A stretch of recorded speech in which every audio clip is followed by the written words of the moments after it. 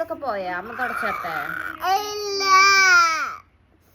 ഉച്ചയ്ക്ക് ഉറക്കം കഴിഞ്ഞ് എണീറ്റപ്പോൾ മുതൽ സേമോൾ എന്താ ചെറിയൊരു വാശിയിലാണ് കേട്ടോ. അപ്പോൾ ഞാൻ ശ്രദ്ധ മാറ്റാൻ വേണ്ടിയിട്ട് ഇങ്ങനെ ഓരോന്നും പറഞ്ഞുകൊണ്ടിരിക്കുന്നുണ്ട്. പക്ഷേ അവൾ അതൊന്നും ശ്രദ്ധിക്കുന്നില്ല കേട്ടോ.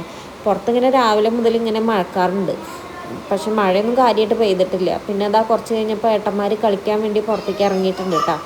അതിനിടയിൽ സേമോളുടെ വാശി മാറ്റാൻ വേണ്ടിയിട്ട് ഏട്ടൊന്ന് പുറത്ത് കൊണ്ടുപോയിട്ടുണ്ടായിരുന്നു കേട്ടോ. അപ്പോൾ അതേ ബിസ്ക്കറ്റും സാധനങ്ങളൊക്കെ വാങ്ങിക്കൊടുത്തിട്ടുണ്ട്. അപ്പോൾ അത് കിട്ടിയപ്പോൾ ആൾ ഹാപ്പിയായി. പിന്നെ അതാ ഏട്ടന്മാരുടെ കൂടെ അതൊക്കെ പിടിച്ചിട്ടാണ് കേട്ടോ നടക്കുന്നത്.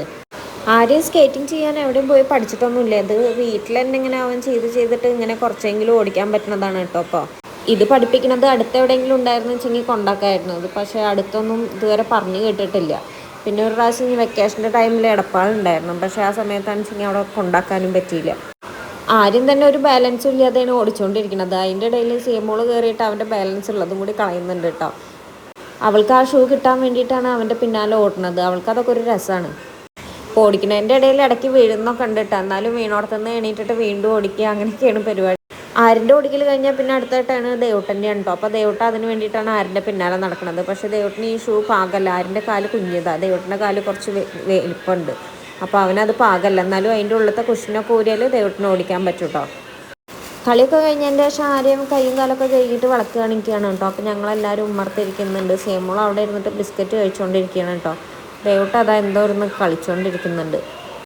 അതിൻ്റെ ഇടയിൽ ഏട്ടാ അതാ പുറത്ത് പോയിട്ട് മീൻ വാങ്ങിക്കൊണ്ടു നിന്നിട്ടുണ്ട് കേട്ടോ. അപ്പം ഇനിയിപ്പോൾ അത് കറി വെക്കണം.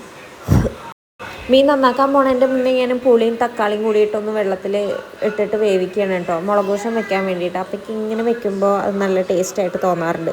അങ്ങനെ മീൻ നന്നാക്കലും കറി വെക്കലൊക്കെ കഴിഞ്ഞു കേട്ടോ. അതിൻ്റെ ശേഷം പിന്നെ അടുപ്പ് ചൂടായിട്ടല്ലേ കിടക്കണം. അപ്പോൾ ഞാൻ വിചാരിച്ചു നാളേക്കുള്ള കറിയും കൂടി വെച്ചേക്കാണ്. നാളെ രാവിലെ അമ്പലത്തിൽ പോകണമെന്ന് വിചാരിക്കുന്നുണ്ട്.